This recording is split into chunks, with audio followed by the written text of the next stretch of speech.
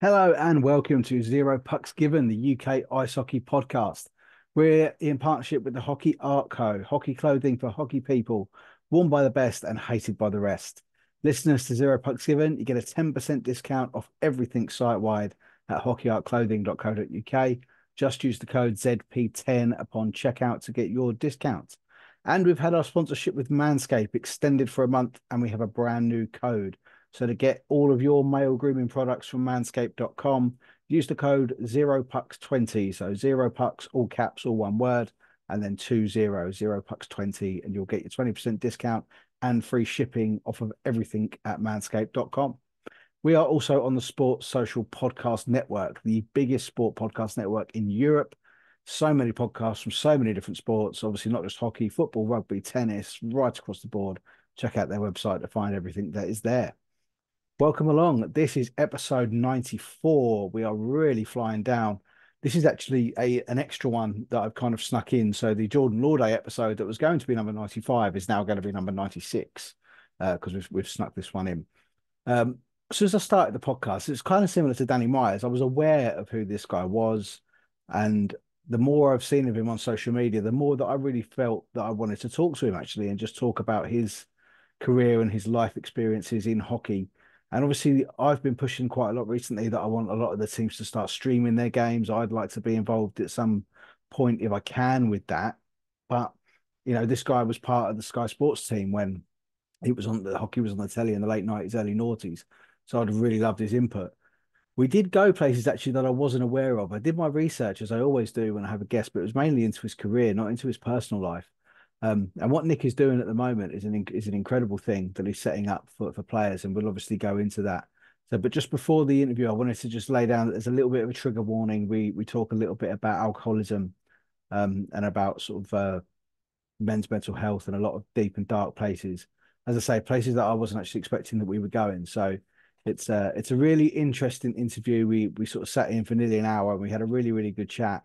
And you guys that are playing the game, you guys and girls that are playing the game, make sure you check out the links that are going to be posted in the YouTube video, and on the social media post with regards to what Nick is doing, because it might just be worth reaching out. So again, it's absolutely here for your enjoyment. It's not sad, it's not depressing. It's just a good sort of talk out of what Nick is doing now to sort of combat what he's been through. So I really have enjoyed my time speaking with him, and I hope you do too. This is Nick Rothwell.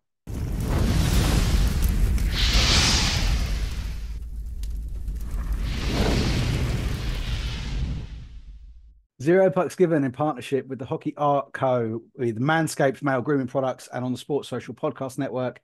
Absolutely delighted to welcome Nick Rothwell. How you doing this evening, sir? I'm good, Ben. How are you, buddy? I'm really, really good. Thank you so much for joining me. It's exciting times this time of year. Hockey season's coming towards the close season, the postseason stuff. So it's all I getting know it's like exciting. it's so bad because I have this morning routine where I do not want to touch my phone for, as long as I can. But with all of the scores and all the runs for playoffs in the NHL and in all the leagues in the UK, Twitter's my first thing right away. And I get on and I see I got a couple of buddies that are playing and I want to see how they're doing and stuff, seeing if they're scoring. And yeah, it's just it's an amazing time of the year. I love it. Yeah, it's for anyone that's kind of like watches hockey in the UK, or even if they watch it abroad, playoff hockey is just something different. It's completely different to league format hockey, and it's It's so exciting. yeah, it is, and it's like, and everyone gets the rush because of the format in the UK. It's not the best of seven series like it is in North America. But it's just something. It's visceral. You can feel it, and the build up to the playoff weekend, and everyone always loves the playoff final weekend. So Yeah, it's a great time of year, and I'm excited for. I'm not going to tell you that my allegiances because I want to try to be neutral, but I've got a quiet cheerleading squad for a few teams and players. As I'm sure in the UK, you've got a few allegiances from where you've played. Because for anyone that doesn't know, obviously you've played in this country before, former Guildford Flames, Sheffield Steelers, Chelmsford Chieftains as well, actually, a small Yeah, period. oh, I had a good time in Chelmsford. I wish I didn't have to leave there. But I mean, the main reason I've got you on today, I mean, we're going to chat your career, we're going to chat hockey, and I will get your allegiances out of you. But Okay. you are part of this incredible project where you've sort of created this platform for mainly former hockey players, but we're going to sort of, possibly aim at athletes across the board to give them some support after they're finished playing. So the UK Ice Hockey Stick Together Tribe, tell us all about it, mate. Yeah. Okay. So it is in its infancy, and the title is a working title. I said it the other day that AI created the title Yeah, and the logo, but I'm not ashamed of that. Because it's basically been what I want it to be, is a platform created by the players for the players. Now it's something that comes from just my own personal experience.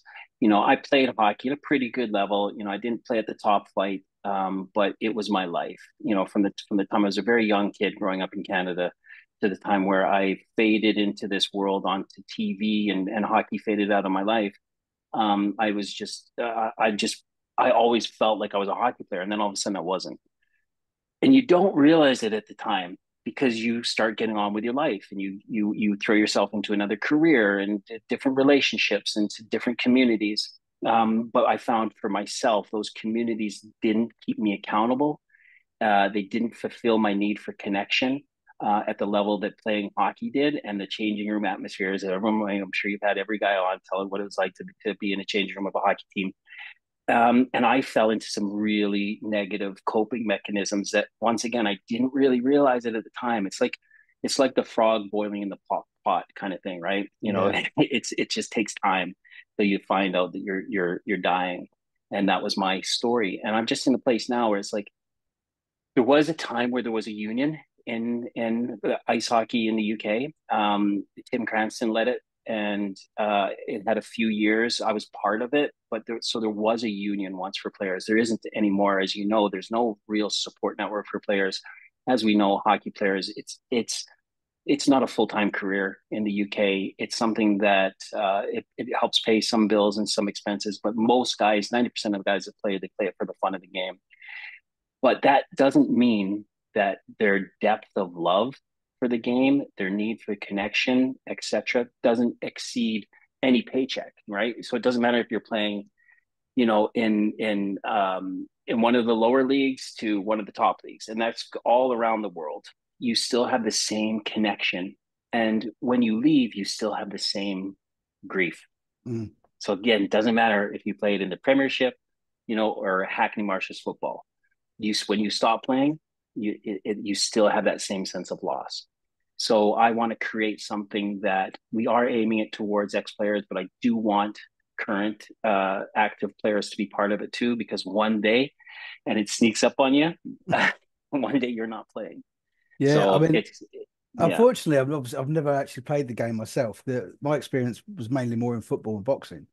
But I remember from playing football at 24 and my knee blew out, and that was it. I was done at 24 years old, and I found drinking was a coping mechanism for it, yeah, which took me 2 or 3 years to get to grips on that, and then I went teetotal. But like you're saying now, if you get current players in, it's getting it in their head that if you get ahead of this, the fall isn't as bad as you think it's going to be. yeah. It isn't, and it doesn't have to be a fall. It No, can just be a natural progression, right? It's something where the platform will give people tools where, if you're coming into the end of a season like we are now, and you don't have a contract for next year, the phone isn't ringing, you're not sure what's going to happen, then I have enough resources, and my business partner is a sports psychologist of 30 plus years, where we can start to equip people with tools so that, like I say, it isn't even a fall. It's just a transition. You accept it as part of the athlete's journey. Is that one day you are going to not be playing at that level of competitiveness as you once were. yeah, yeah. Which I mean, it can be you see a lot in the UK actually, particularly Canadians or Eastern Europeans that would probably prefer and think they're able to play at the higher levels. But as you say, just to keep the love and keep themselves playing their game, they end up playing in the UK, which, don't get me wrong, it is growing. It's obviously had a little bit of time. You were involved, of course, with the television coverage when it was on in the TV in this country. But Mhm. it's, I think they all kind of appreciate the levels that it is here. But as you say, that emotional support that you get from the room is the same, whether you're NHL or you're NIHL 2 South, it's exactly the same. And it doesn't matter what sport, like the accountability that you have in a changing room. And this was something that towards the end of my career was in Guildford, and I was starting to I was starting to hang out in the nightclubs in Soho, and um, I think nobody knew that I was drinking or that partaking in other things. Maybe a couple of guys, but it was just part of that time, the late '90s. Um, but I wasn't in the changing room all the time, and I do know I've been witness to, and I've been part of bringing another guy aside who maybe stunk of booze one night, and you're like, man, are you okay? Because they're coming in, and people have their party nights, and everybody, it's culture of the game. But you'd have a guy to at least ask a question: "Are you okay?" And whether or not that guy responded in the way, "Oh, you know what? My wife just split up with me, and I'm having trouble like juggling like the late night practices on Tuesday, Thursdays, and I'm stressed out. And yeah, I had a couple of beers on the way down, and that was part of the story. People were doing it, but I didn't have, and I knew guys were actually calling out other guys and saying, "Hey, are you okay?" And now again, this is back in the '90s, Mm.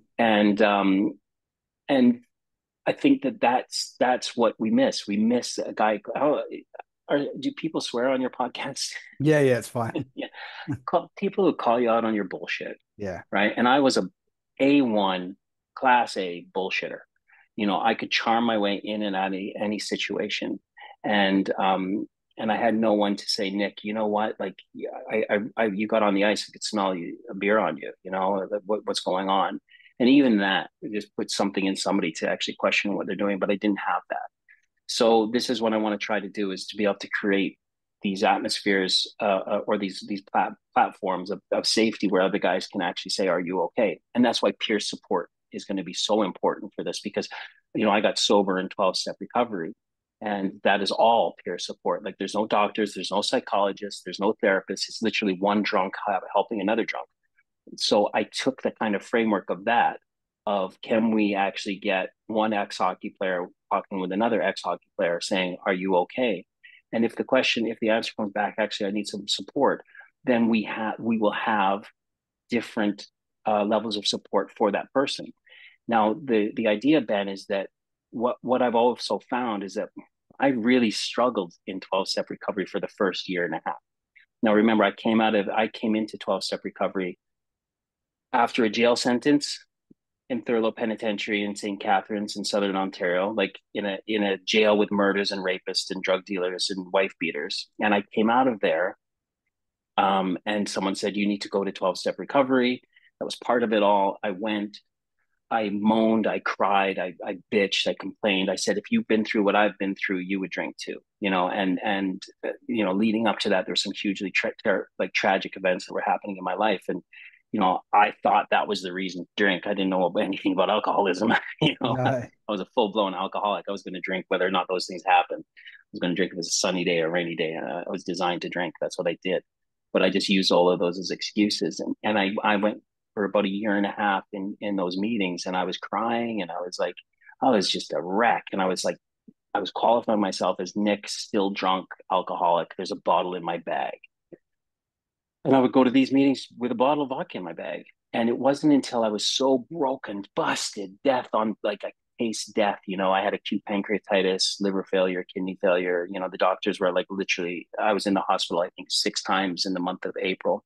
I got sober in May 2016, and the doctor's like, and all your filters are clogged, Nick. That's why all this green bile comes out of you when you take a sip of vodka. But of course, for me, that was resetting my liver so that I could drink again. I Yeah. didn't really understand that was happening. So I really struggled because I was going by myself, and I had no one to hold me accountable. And what happened is when I rolled into those meetings again, I was so broken, and I met two guys, and we all were getting sober at the same time.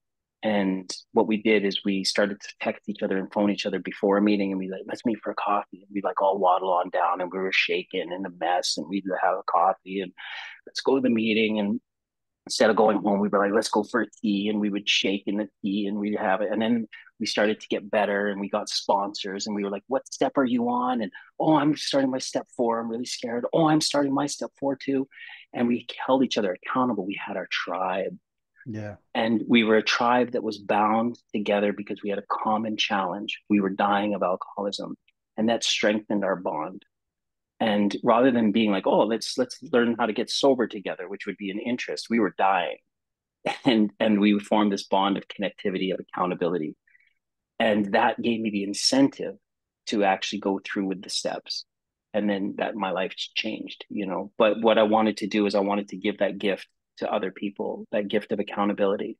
So what I want this platform to do is for, you know, we have a target, we have an aim to get 150 users in the next couple of months. You know, we've got 8 already. So we started. And what we will do is do a lot of questions. We'll collect a lot of data. We'll have a lot of meetings. We'll get the guys giving us their input off of questions so that we can mold the platform for their suitability. But eventually, what we'll do is we'll get them into tribes so that Yeah. they can then, instead of us saying Dr. Jervis is going to hold a workshop on resiliency, which we'll do every week, a new topic, instead of, you know, you guys invite going to the platform, it'll go to your tribe, and then it'll be, hey guys, we got to go to this, right? You know, it's just like going to practice on a Thursday night at 11 o'clock. You got to go because you don't want to let your guys down. And Yeah. that's what we want to create, that. And I think that's the elixir. That's the thing or that nobody's doing. Is there's a lot of platforms out there that have support, but no one's actually creating this accountability that we had when we played. No, and as you say, when you're when you are playing, I know there's been a massive focus the last couple of years, particularly with men's mental health. We don't forget the women. There's women that play this game as well, may have the same struggles. But with the problem it's been with men is that they don't talk. And we've sort of experienced on this podcast, I've had people on where we've discussed it from other mental health backgrounds and whatnot. And a lot of the younger guys that I'd kind of said, even something as simple as, you know, you love playing the game, but how do you deal with it when you step on the ice in front of 1,000 screaming people? How do you deal with that pressure? Do you get off the ice and think, oh my God, I need a beer? Or Mm, because, you know, we still now the man of the match award is still a crate of beer, unless you're under mm. 18, of course, where I've seen Cokes and Evians and stuff going out. So it's almost like, as you say, you've kind of got to keep that culture because that's what that's the essence of it all, isn't it? That dressing Yeah. room culture. But you've also got to Yeah. make sure that you're all there supporting each other if one Yeah, person you know, falls out. I have to clarify, I'm not anti-drinking, Oh, of right? course not. My No. my story just happens to be that I'm an alcoholic, and people really like when I say that I was dying of alcoholism and everything. They're thinking, a lot of people think that I'm trying to fix people who are like me, which is not the case. My alcoholism was over 15 years but it started when I stopped playing hockey, where you would never have noticed. Now, not everybody will end up like I did. You know, like I know the numbers of alcoholics, like roughly about 10% of the population are alcoholic. And that means that those 10%, once they take a drink, they can't control the amount they take. And once they try to stop, they can stop for a little bit, but they can't stay stopped. That's what an alcoholic is. And 12-step recovery has got the market cornered on that. I don't want to touch that, but I want to get to the 90% who might be having different relationship with not just alcohol, but substances, food, sex, pornography, infidelity, external things that we'll reach for as human beings to fix an interior pain, right? And that pain doesn't have to be capital P pain, right? It can be, well, your pet's sick, or someone broke up with you, or just something, or you've stopped playing and you have this emptiness inside of you. It doesn't have to be like the things of that a lot of people think that they need to qualify as.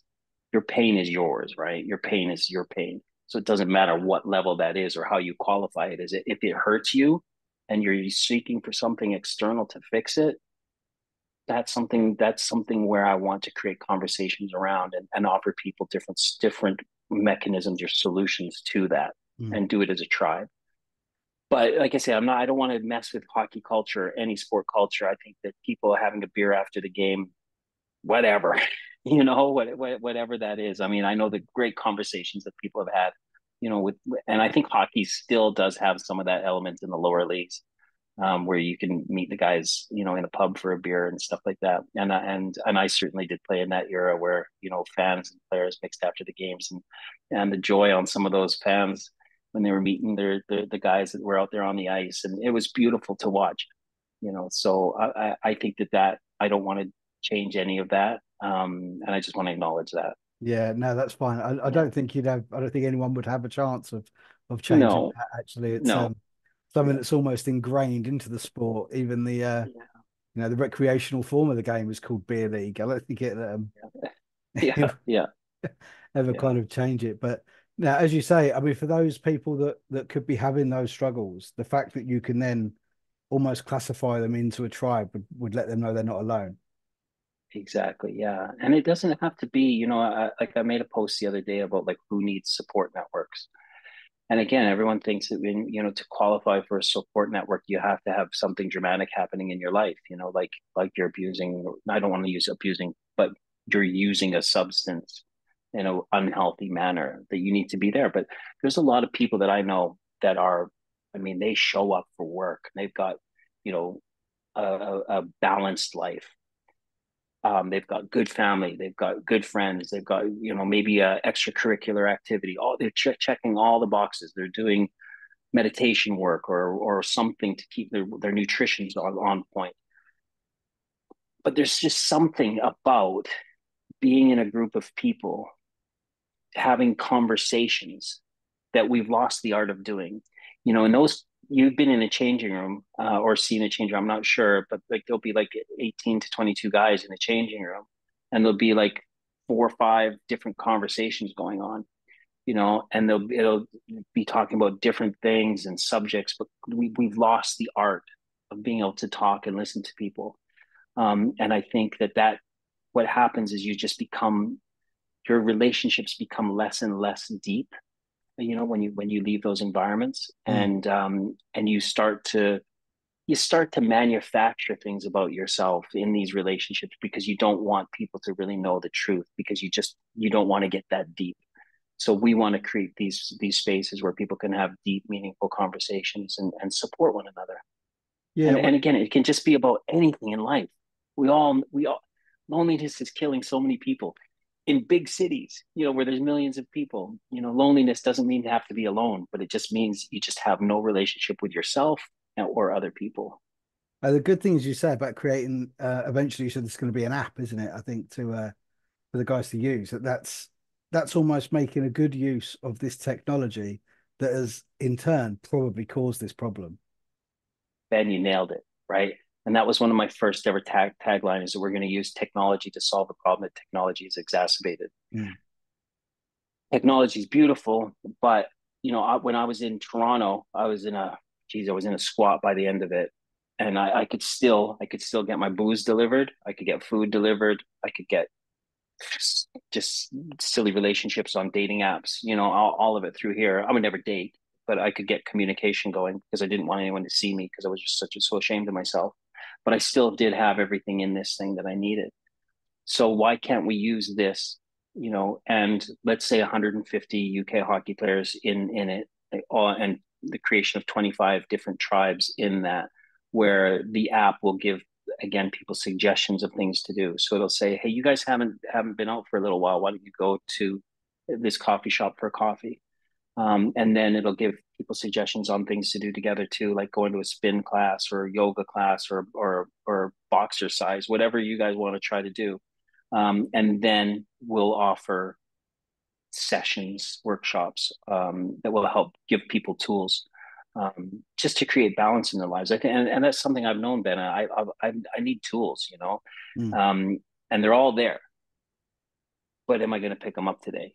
And I know that I've got my tribe of guys who are like, Nick, have you done your work? Have you done your writing? Have you done your meditation? Have you done? I know that because I don't want to let them down, I want to send those little check marks in the morning saying, yeah, done this, done this, done this. Oh, yeah, I did check the scores before I did it.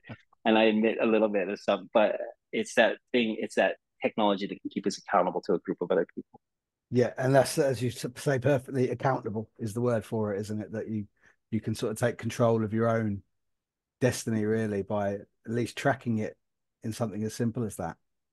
Yeah, yeah, that's what we want to do. And by me coming on here now and getting out to the reach of people, that's what I want to let the guys to know is to, I hope we can put a link somewhere in what we're doing so that we Yeah, can, absolutely. Yeah, yeah, there'll be um, links.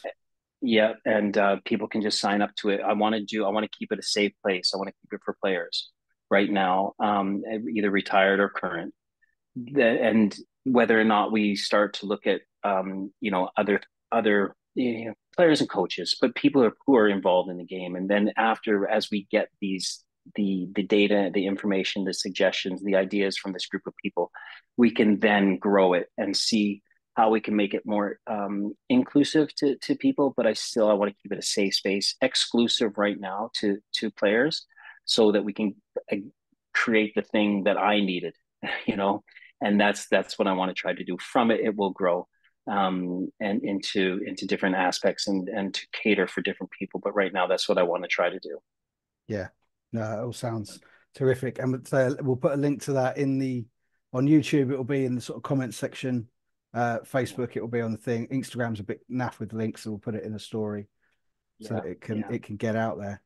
But so yeah, then going back then to the start of what got you into this game, obviously you're Canadian, so it's kind of like you don't really have a choice. It's like British people drinking tea. Although yeah. I don't actually drink tea, I'm a coffee man. But so what was your start in hockey? Well, my mom and dad are from Doncaster, and they immigrated. My dad was a teacher, and they had an opportunity to, he had my mom. He just married my mom, and my sister was two at the time, my oldest sister, and this was in 1967.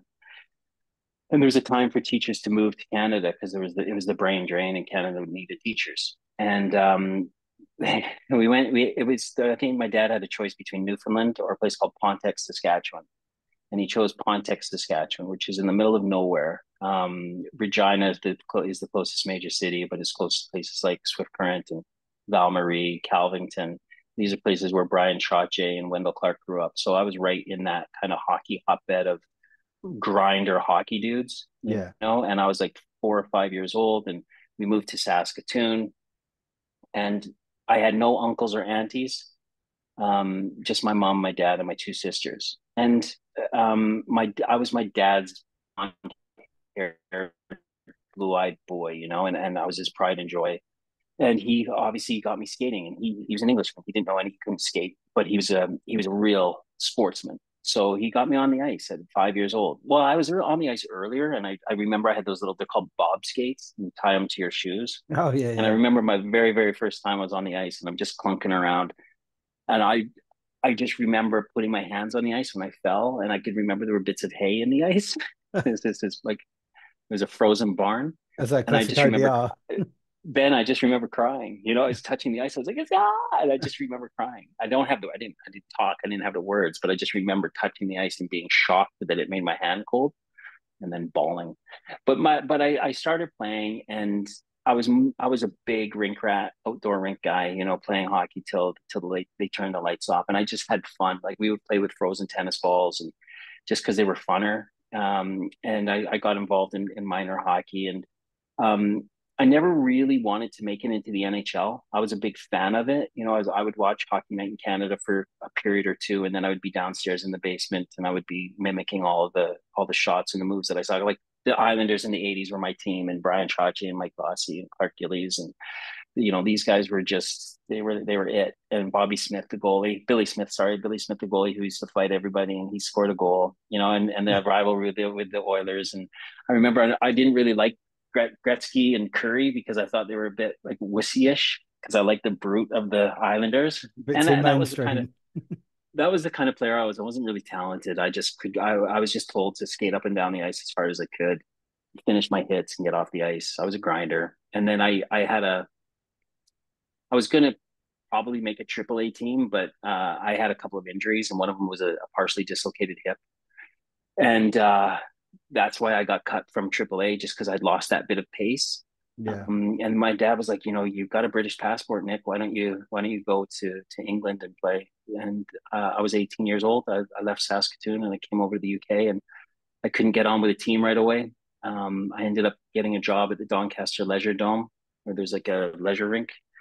And Ben, I got that job because I said I was a master bullshitter, a charmer. Yeah. I was that because I needed to be, because they were my defense mechanisms. Because my dad, whatever, he was my hero, but when he drank, he was an alcoholic. He was a scary guy. So I grew up a very scared child, and I used like manipulation and charm as a way to protect myself. But I did go to Doncaster Leisure Dome, and they said, "Can you drive the Zamboni?" And I said, "Of course I can. I'm Canadian." And all I'd ever seen is those things going around and around and around. I didn't even know where the key went to start it, but I got this job for 12 and a half grand a year in 1989, and I got a mortgage because I dated the mortgage advisor. So I had all this stuff when I was 18, but I had no real management skills. And then eventually I ended up in Milton Keynes. And management, I mean, managing my life. I didn't know how to pay bills or to be responsible or anything like that. But my point is, I got a lot of stuff very fast. And then I got a job in Milton Keynes doing the ice there when they opened up in 90, 91. And I got on the ice a couple of times. Patty Scott, who just passed away, some real fond memories of getting on the ice with him. And Troy Kennedy, and they were my idols. I loved those guys, and I was like, I really want to play hockey here. And I just started to try a little bit harder and work out when I could. And I got a chance to go to the Isle of Wight again in 1991 with the woman who ended up being my wife. She was a professional figure skater, and she set up the skating there, and I was left setting up the hockey and asked to find some imports and stuff, and ended up with Dan Sweeney and a guy named Dave Cannon, and we had a couple, so a lot of, and then I ended up in Sheffield. Funny enough, I put that team together, and then Yeah. I Yeah. I I ended up in Sheffield. I think I played about 18 games up there, and I left Sheffield. Like, I loved Sheffield, and it was great, And Dave Sims used to call me the pretty boy, and I kind of had this section of fans that the pitch kind of went up a little bit when they cheered.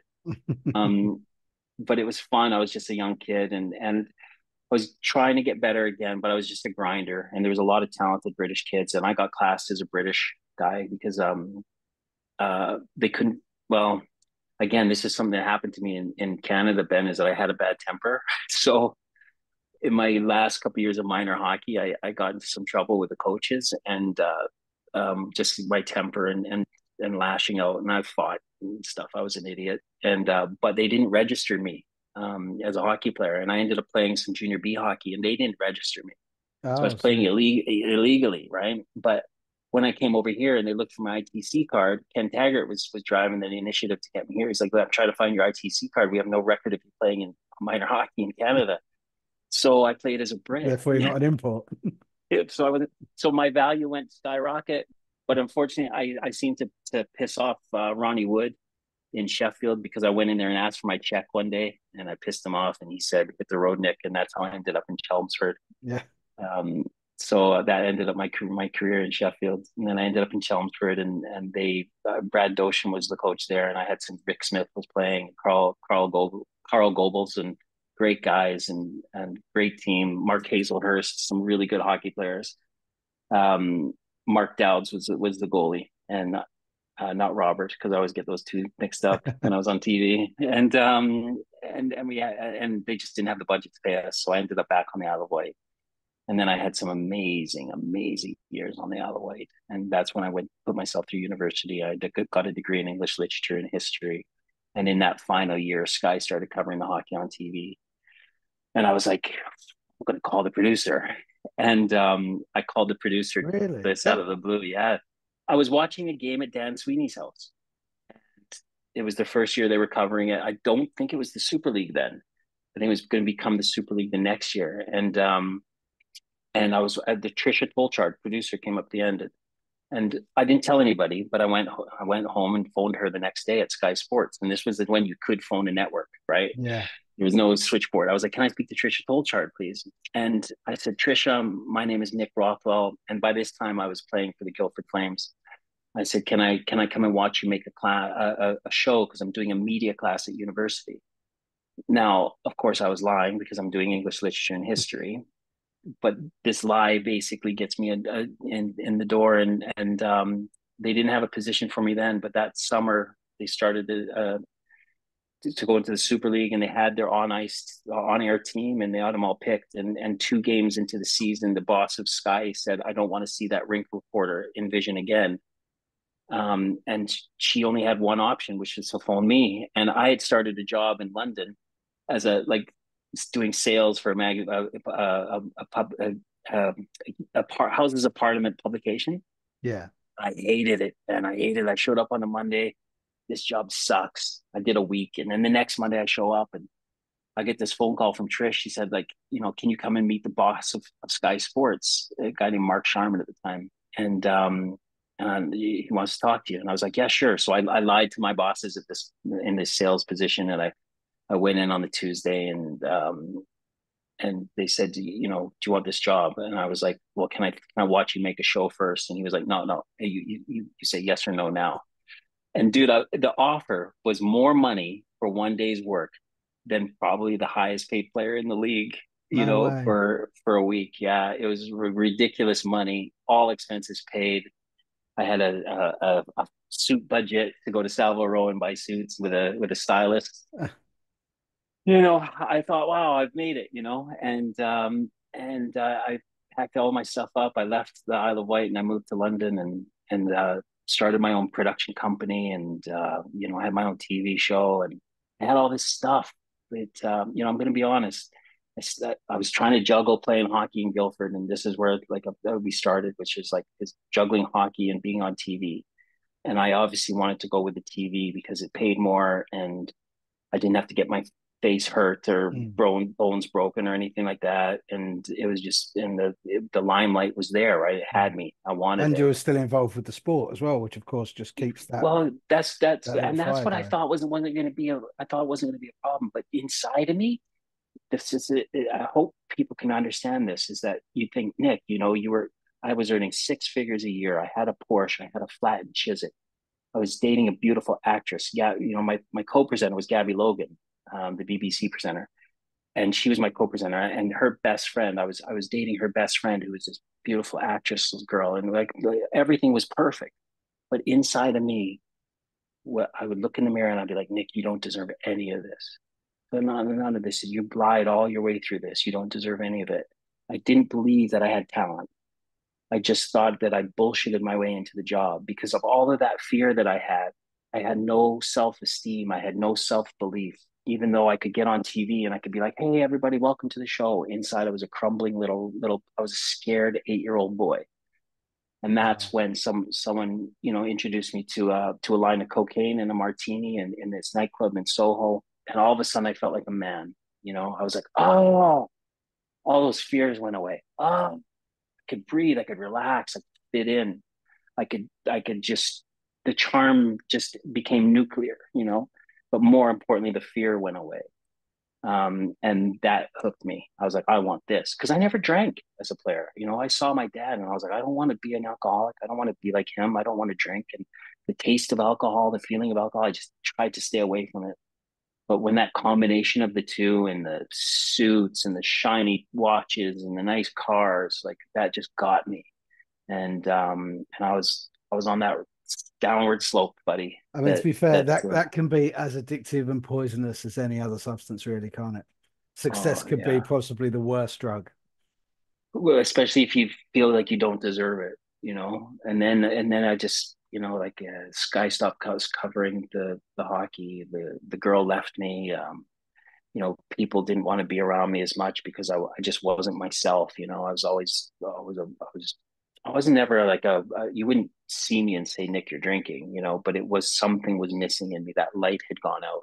Yeah. And that from the age of about 30 to 45, I moved to LA, tried to work with Fox there. I moved to Canada, tried to work with Fox there, and I just couldn't hold a relationship. I had no one to hold me accountable. And again, as I said, my relationships became less and less deep. They just were surface level relationships. No one to say, Nick, come on, man, like knuckle down, hit the gym, stop going out the night before you got to do something. None of that. And for Yeah. 15 years, that slide into like the depths of alcoholism and the loneliest places I've ever been. Well, yeah. I mean, as you could say, you went quite sort of close to the top, and then it was a tumble down, wasn't it? I suppose from It was that slow slide, It was that slow, like that yeah, frog boiling, frog in the water pot. You just don't get it. It took 15 years, 15 years of that grind, and being in places where anybody else would have asked for help, but not anybody else. Here's the other thing, Ben. I had no language to ask for help. I didn't have the emotions, the language to say I'm struggling. Even though at 30, 31, I knew something was wrong. But because my dad, which what most of our dads taught us, right? And they believed in it. Nick, don't show emotions. Don't let anyone see you cry. Don't ask for help. These are all signs of weakness, and someone will take advantage of you if you ask for help. So I had that in the corporate world. I had that in the sporting world. I had that in all my relationships. Is that I was dying, just like voices, Nick, ask for help, ask for help. Nah. And it took for me to be, at death's door where I finally said, help me to somebody. And that was in 12-step recovery. And the guy helped me. But this is what I want. And, we were talking about men's mental health mm, because we don't have that emotional dexterity in the language to say, help me. Of course, everyone knows those words, help me. But when I say we don't have the language, we don't have the presence of mind in those moments to ask for help because we feel we're going to be judged. So I want to create a system in this platform where the peer-to-peer support, we reach out. See, my role in life now is to be active, to look for people. Like I don't wait for people. Everyone knows I'm sober. Everyone knows that I can sober coach. Everyone knows that I can sponsor in 12-step recovery. I don't wait for people to come to me. I go and I see signs. I see signs on Facebook and I see signs here and there. And when I meet with somebody, and then I will pull people aside, and I'm not going to ask someone how they're doing once.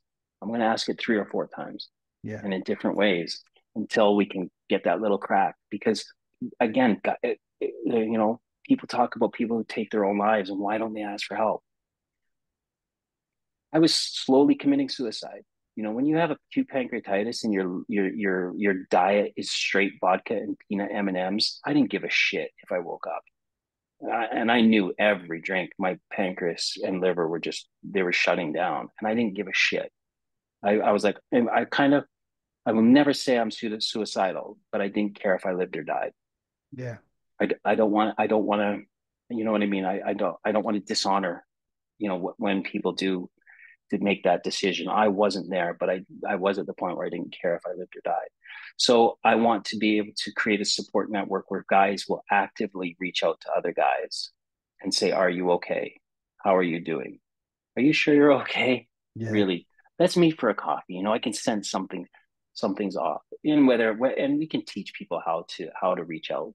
But the idea is to make people proactive in asking for help. And I have a list. I have a list of guys that I'll go through, and I'll be like, you haven't talked to so and so in a while. You've been posting on Facebook in a bit. Just reach out to them, make sure they're okay. And 9 times out of 10, they're not. 9 times out of 10, they're like, Nick, I was thinking about you. Thank you for reaching out.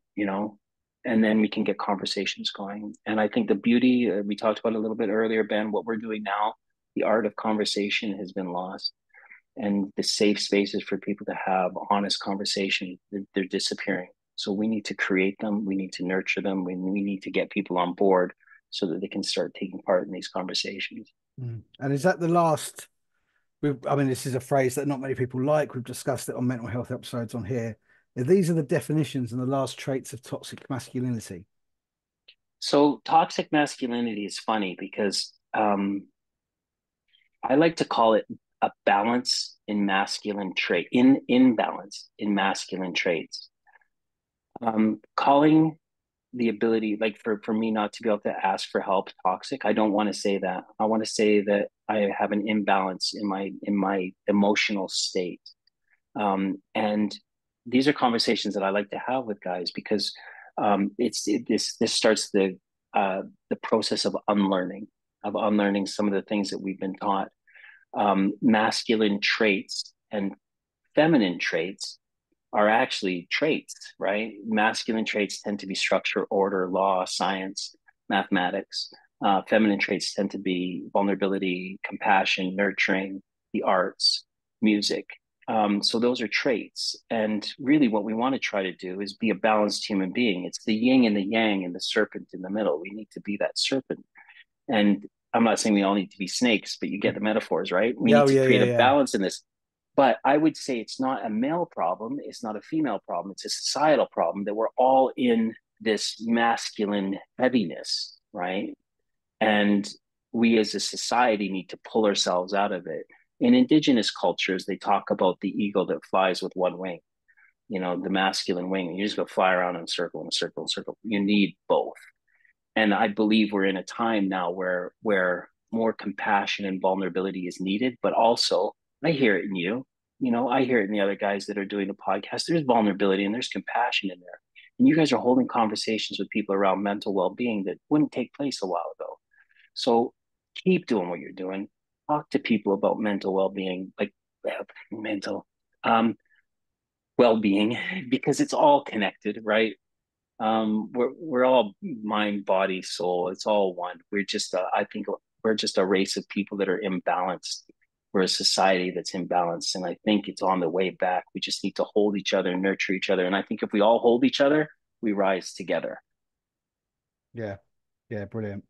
I 100% agree. I think you've opened my eyes quite a lot actually, because a lot of the stuff that we've spoken about I didn't know. So I like to do my research when I have anyone on the podcast. So I did my research more about your career and doing it on the telly. And then obviously when I mentioned earlier about me drinking after receiving an injury, I had no idea we'd end up going down that path.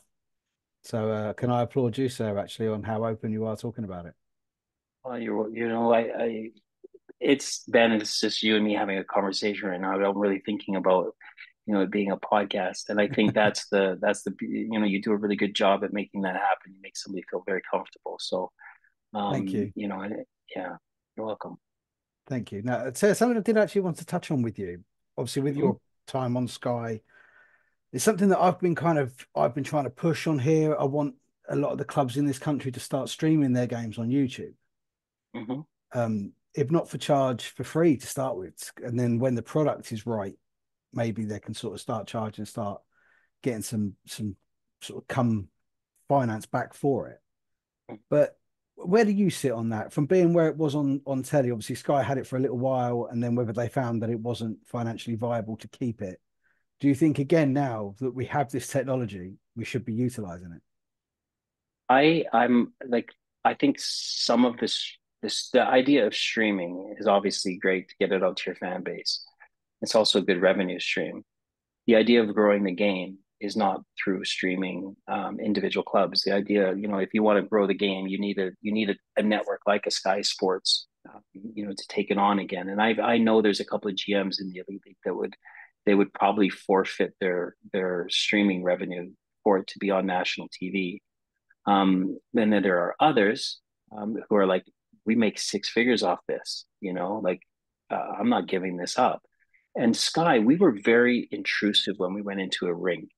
So we wanted a camera gantries, commentary gantries, presenting gantries. We took up seats. So we would go into places like Basingstoke and Bracknell in the beginning, and we would take up revenue. Yeah, Sky never gave the league, the Super League, any money, but they put on a heck of a show that cost them about £30,000 per show. And this again is in 96, 97, 98, 99, 99, 2000. Those were the years I think that I was involved. And 30 grand a show is a lot of money. But then what happened was Ian Taylor was appointed the chief executive or whatever. I don't know if it was CEO or chairman or whatever of the Super League, and he saw the success that Sky was getting, and it was bouncing into the success of the team. And the Seconda came on board, and they were sponsoring. And I believe what happened was that he went to Sky Sports and said, "Thank you for doing the 30 grand, but we want the 30 grand a week plus £1 million." wow. And I remember the story that I heard was I think it was either Andy Melvin or Vic Wakeling. They were the bosses of Skylight. They just laughed at him and they were like, on your bike.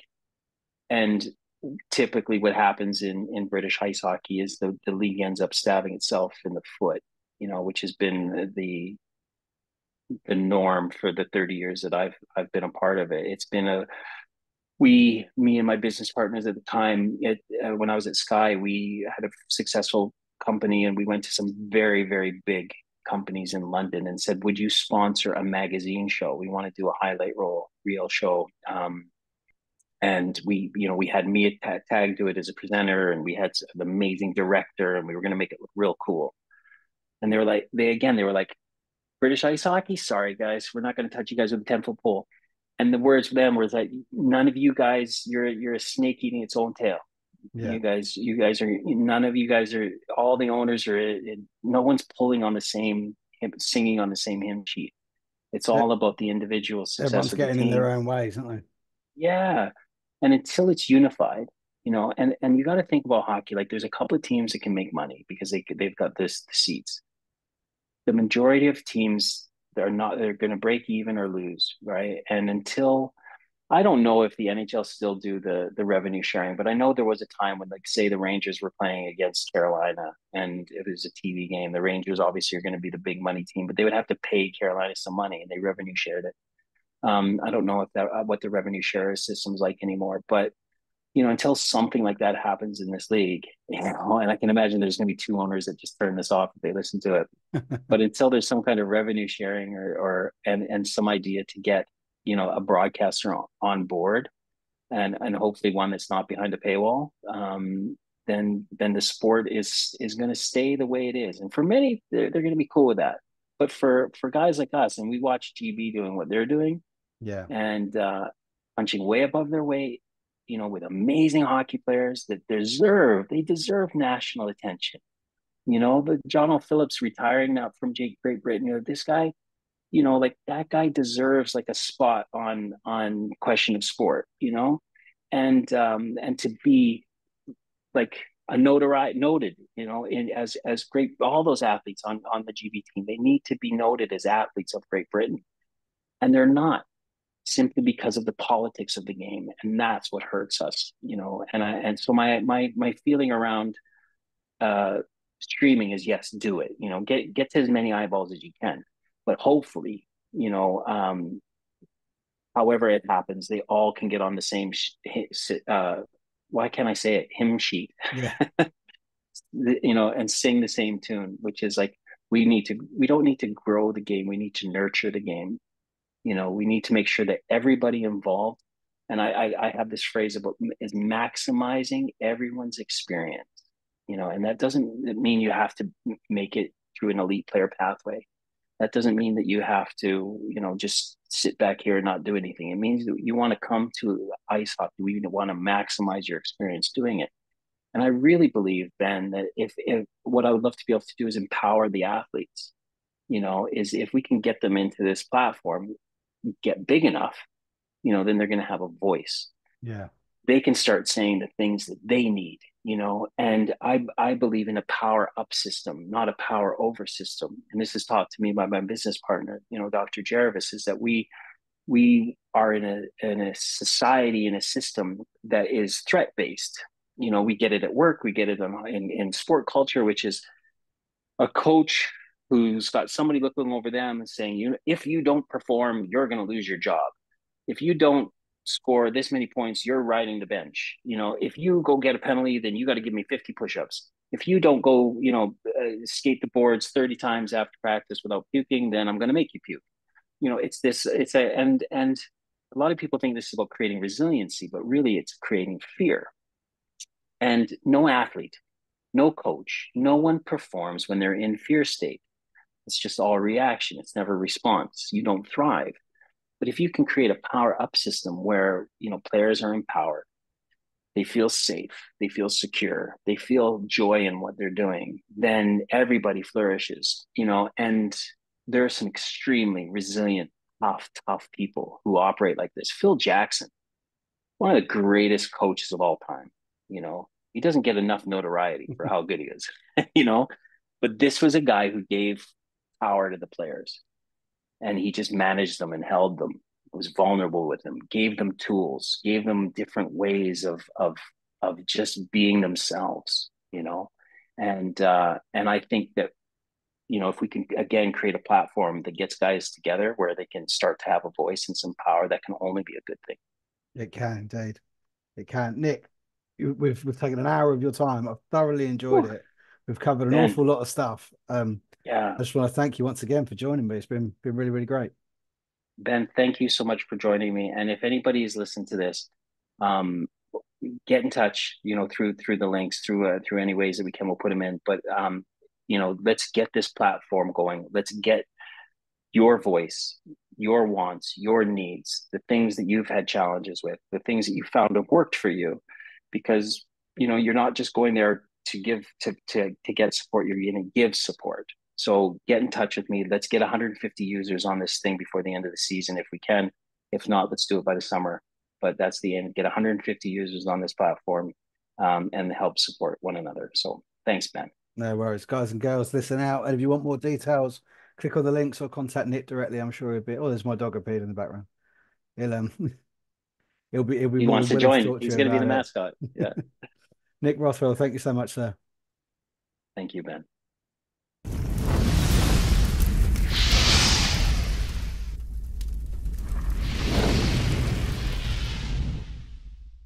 A huge thanks to Nick for joining me on the podcast. We'll be keeping in touch. We'll be hopefully, you know, with Nick's experience as well, with what he's done in the sports media world, it might be something where we can push Zero Pucks Given forward a little bit into sort of becoming a little bit more of my true ambition, which, as he said, was kind of like a, you know, a highlights reel magazine type show for the division that I like to cover. It's, you know, there's no point trying to cover the whole thing. No one has that much time. So yeah, never, you never know. You never know. But a really interesting chat, and what a gentleman, what stuff he's been through and come out the other side, and still with a smile on his face and still with love for the game. So yeah, loved every second of that. So a massive thank you again to Nick. Again, as I said before, make sure you check out all the links. There's links in the YouTube. If you look under the video here, there'll be links in the comments. And if you're listening, there will be links on the Facebook page, in the Instagram stories, and there will also be links. You hear my dog barking in the background then. She's been here all night. There'll also be links on the social media posts and on the Instagram stories as well, so that you don't miss it as well. So thank you so much for joining me. Really did enjoy that. That's 3 episodes out this week. So another busy week here at ZPG. Next week on Monday, we'll have the roundup. We've got a busy, busy weekend. 7 games going on this weekend, 3 on the Saturday, a full program on the Sunday, as everybody finishes their league and their Britain Cup campaigns before we head into the Easter weekender for the playoffs. What an exciting weekend that is going to be. And we will bring you all of the action. It'll finish on the Sunday night at about 9 o'clock.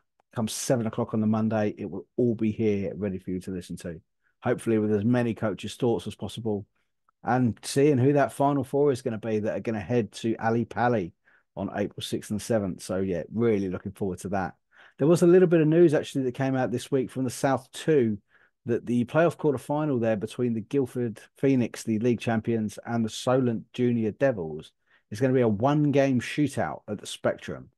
Something that's happened a couple of times in this league already, just the lack of ice time. These guys aren't able to actually get their 2-legged games over the line, and they're ended up having 1-game shootouts, which I suppose does create a bit of drama, but it could just devalue the competition ever so slightly, that it's not being played the way that it should be. Which, you know, kind of people spoke when they said about, you know, doing this joint playoff finals between 1 and 2. Is it devaluing either league? You know, I don't think it is. I think that doing that is having the 1-game shootout. But obviously, if there's no ice to play on, should it be perhaps somewhere neutral? But there's not really anywhere between the two, apart from Basingstoke, I suppose. But that's not really in the position to be hosting as a neutral venue at the moment. So, which, funny enough, I was in Basingstoke the other day, and it just seems like they're not even starting on doing anything, which is such a shame. You know, that rink is a great arena. It's on a great little leisure park. There's loads to do around there. And they just need to get that sorted so that the National League can have the Bison back. Although I've got to say, I'm quite enjoying having Jordan Lauder in and Jay King at the Chieftains. And but obviously then so the Buffalo can sort of, have more people in as well. But yeah, it really would be nice to see them start to get that sorted, especially as we head to the end of this season now, where we're expecting it to be a 1 year hiatus for the Bison. It looks like it's going to be a little bit longer than that. But anyway, thank you so much for joining. Really have enjoyed this episode. It's been a really great busy week getting all these episodes out. You can catch it, of course, on Spotify and Apple Podcasts. Wherever you subscribed, you'll get a little notification every time that an episode comes out, so you won't miss anything. And exactly the same on YouTube. You probably have a YouTube account if you don't even know you do. If you've got a Gmail address, you can log into YouTube with that, and then you can subscribe to the channel, and then you'll get a notification every time we put a new video out, so that you won't miss anything at all. And you can follow, of course, on all the social medias: Instagram, X, Facebook, Threads, Snapchat, TikTok. We're there everywhere. Search for Zero Pucks Given, and I'm sure that it will come up.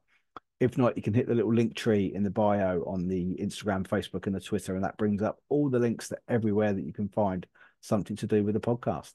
Once again, a massive thank you to Nick Rothwell, and a massive thank you to you guys for listening. Have a great weekend. Support your teams. Get behind your boys, and I will see you next time.